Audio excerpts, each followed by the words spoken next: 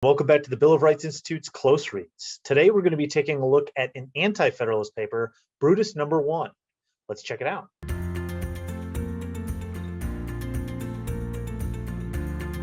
So over the past few weeks, we've been looking at the Federalist Papers, but today we're going to be looking at the Anti-Federalist Papers, or those who were opposed to the passing of the new Constitution as it was sent out from the Philadelphia Convention in 1787.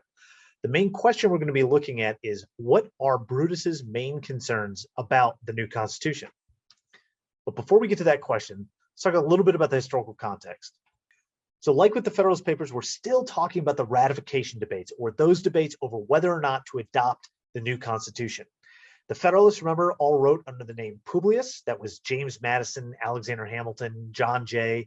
There were other Federalists who wrote, but those three men wrote a packet of essays, all published in New York, that were called the Federalist Papers. And so when we talk about the Federalists, generally speaking, that's what we're talking about. The Anti-Federalists, on the other hand, wrote at various times in various states under various pen names and weren't as organized and consolidated as Hamilton, Madison, and Jay were in writing their essays. They went by the names of Brutus, Sentinel, Cato, the Federal Farmer, and all of them wrote from different perspectives. Today, we're just looking at Brutus, and we're just looking at his first essay. And typically, when we're talking about Brutus, most people assume that this was Robert Yates, who was a politician in New York at the time. But we're not going to really go into who he was, because what's more important are the arguments that he's putting forward. Like thinking about Publius's arguments in the Federalists, here we're just thinking about, what was Brutus's deal? What was he talking about? What was he arguing? Why was he so against the new Constitution? And today, that's what we're going to take a look at. So he starts out by laying out the stakes of what this argument's about. He says, perhaps this country never saw so critical a period in their political concerns as this question of whether or not to adopt this new Constitution. He goes on in his opening to sort of frame up and give credit to the new Constitution that's been proposed. He says that, this confederation that we've been living under hasn't been working well. And what we need is a new system. And what the convention has given us is this new system. And so then today, we're here to decide whether or not that's a good system. And he says it's the most important question that has ever been proposed to your decision or to the decisions of any under heaven is before you. And he goes on, he makes this really dramatic, and it's interesting. He says, if the Constitution is a good one, it's going to be known for generations that you passed it, and all of these wonderful things are going to happen. But if it's bad, boy, is it going to be bad. So let's make sure that it's not bad before we go into it. Now, if you're thinking about how political debates are represented and sent out, it's important to keep in mind he's setting up a sort of a rhetorical framework here. Say, hey, if this is good, great, let's adopt it. But if it's bad, wow, boy, do we need to reject it. Otherwise, liberty is going to be crushed. In fact, he says, for liberty will be shut up and posterity will execrate your memory. They will see this as horrible. So don't get it wrong. And because we know he's going to be writing against it, you can see how he's setting up a debate to say, hey, this isn't going to be good. So he's opened it up. We set the stage. We have the stakes. We need to decide whether or not we're going to adopt this Constitution. So what's the central question we want to get at here? Again, he says, momentous is this question. And he says, it is insisted indeed that this Constitution must be received, be it ever so imperfect. If it has defects, it's said that they can be best amended when they are experienced. All right. So we've got this momentous decision. And as if it wasn't enough in his opening to say how momentous this was, he says it again. Momentous then is the question you have determined, that you have to determine. And he concludes it here with an important, a famous phrase from this. And he says, but remember, when the people once part with power, they can seldom or never resume it again, but by force. So here he's saying, look, we want to set up this new Constitution. We know the old Articles of Confederation was not strong enough to do what we needed it to do. So the big question that's before us is this going to be helping us achieve more liberty and freedom, or is it going to crush that out and put us back under oppression? And he says that some people are arguing you should experience it. Just go ahead and pass it, and then we'll amend it if it's not working. What he's saying is don't do that, because once you give up this power, you can't get it back except by force. And here he's basically saying, except through another revolution.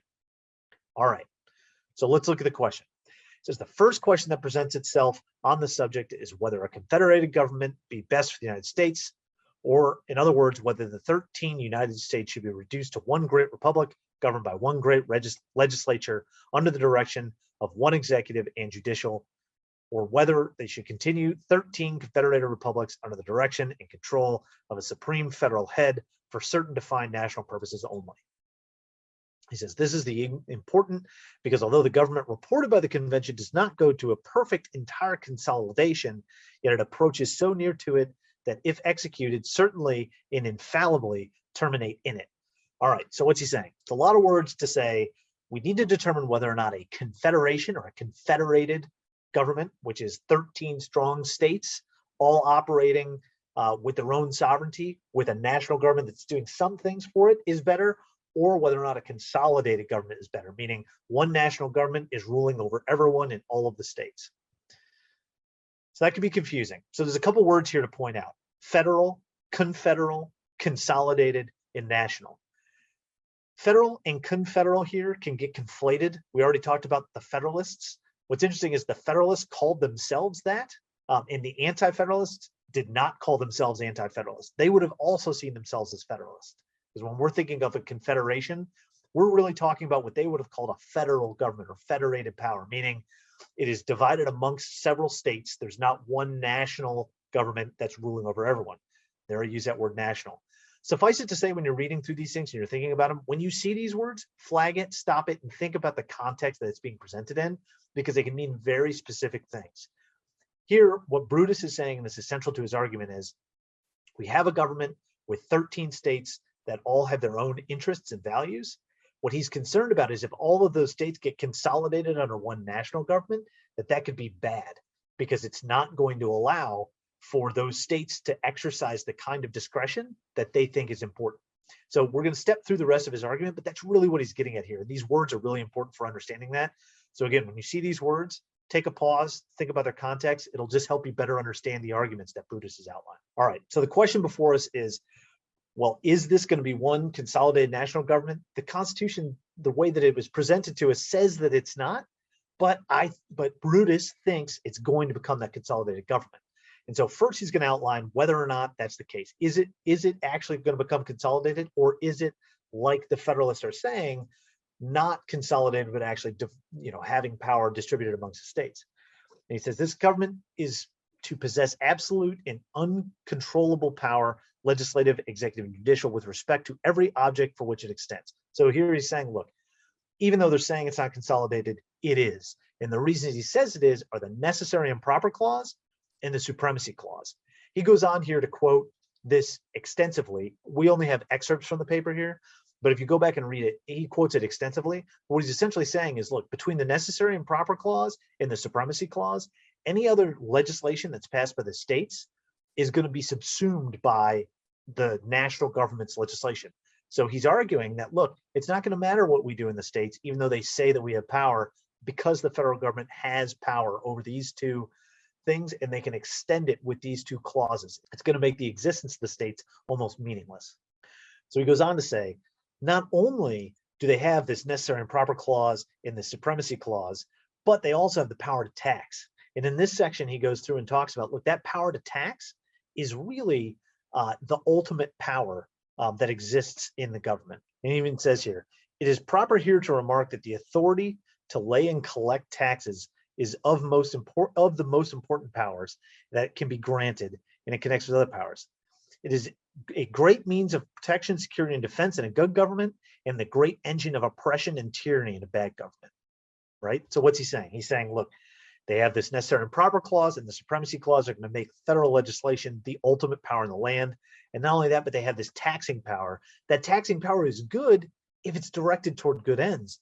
But the problem is, if it's not directed toward good ends, it quickly becomes oppressive and can dominate over the people, like they had just fought the revolution again. There were concerns that Britain was oppressing the colonies through its powers of taxation. Here he's sort of conjuring up that image and saying, hey, be careful, because this could happen here again. But how is it going to happen? So that's what he's going to go on to explain even more of. So he says, not only do they have this power to tax, but they can also raise armies. So they can have a standing army, and standing armies were seen as the greatest threat to liberty. This comes from the English tradition. During the English Civil Wars, it was seen as a standing army was one of the most dangerous things that you could have contrary to liberty, because it sort of shows the naked force that the state has to oppress the people. That was later carried over during the American Revolution. There were a lot of concerns about standing armies. And here again, you see it in Brutus, him saying that this standing army is the greatest threat to liberty that we can have.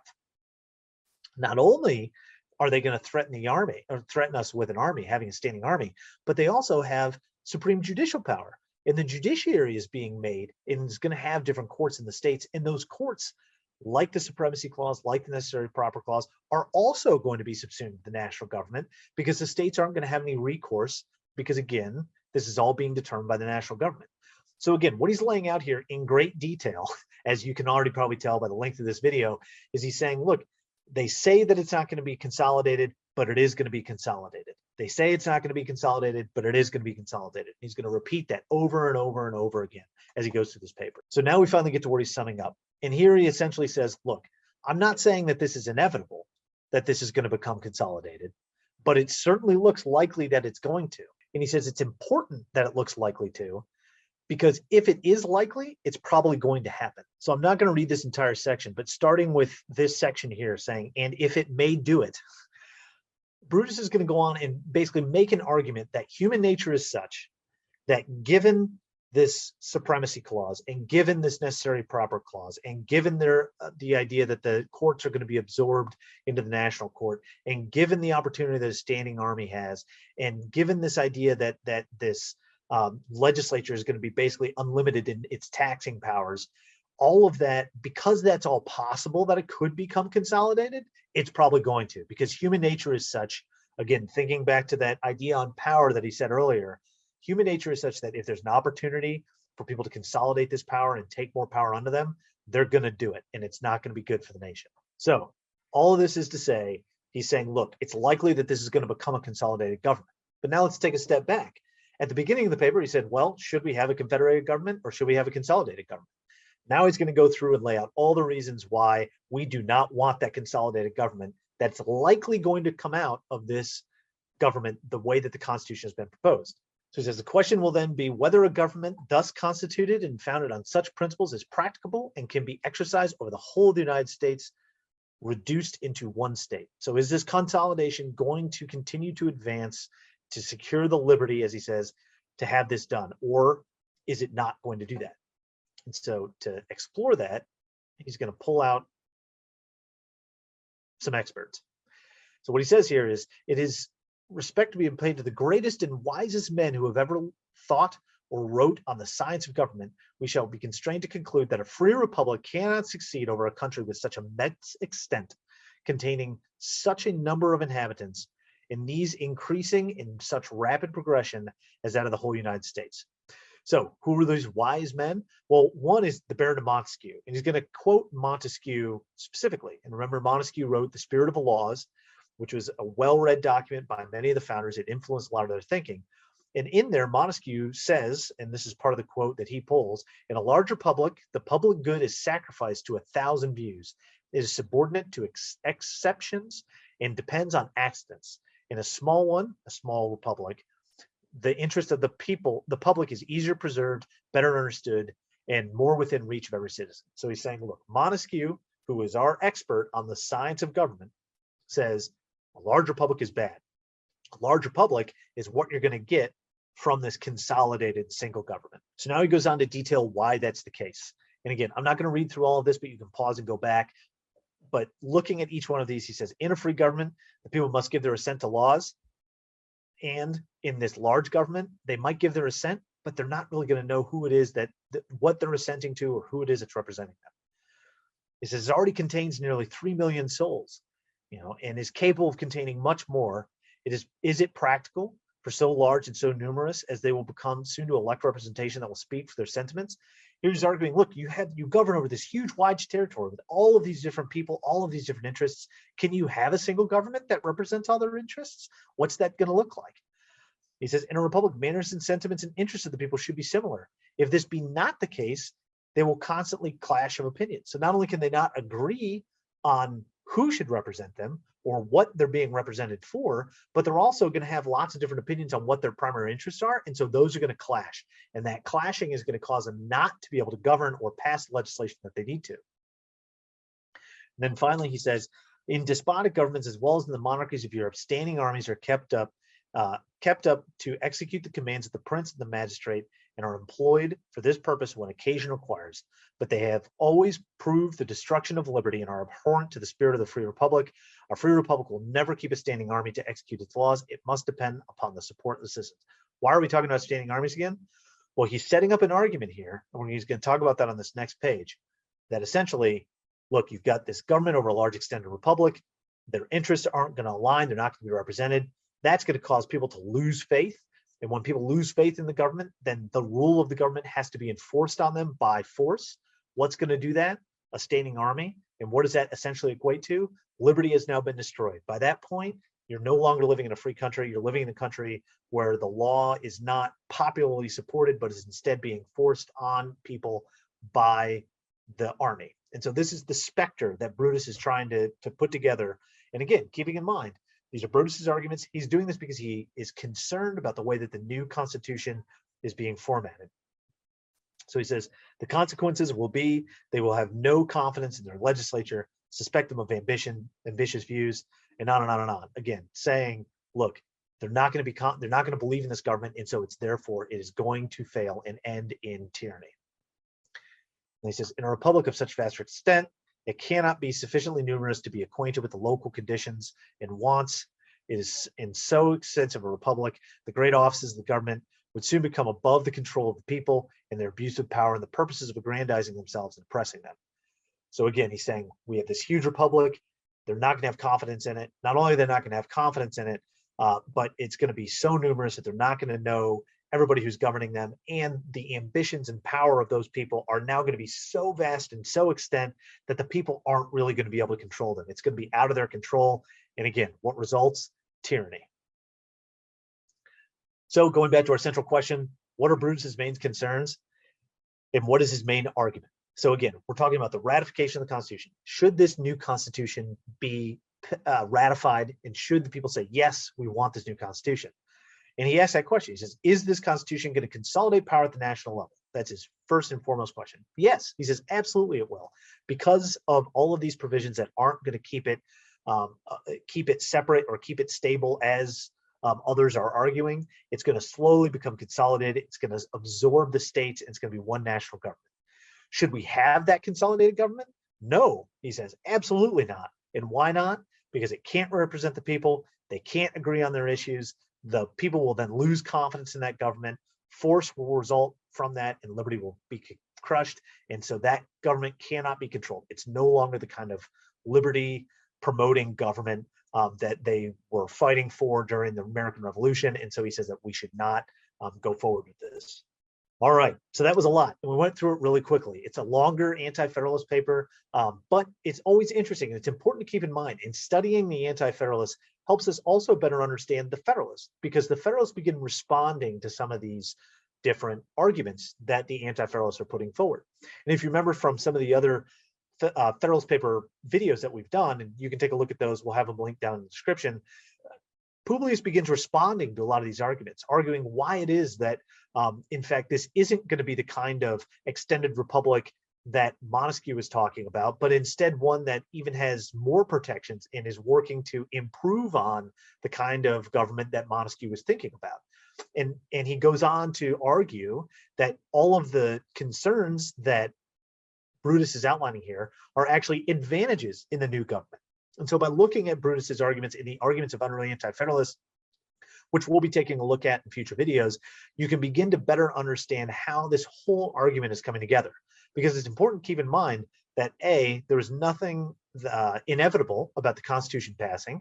There were serious concerns that it wouldn't, and these arguments were very serious to those who were going back and forth.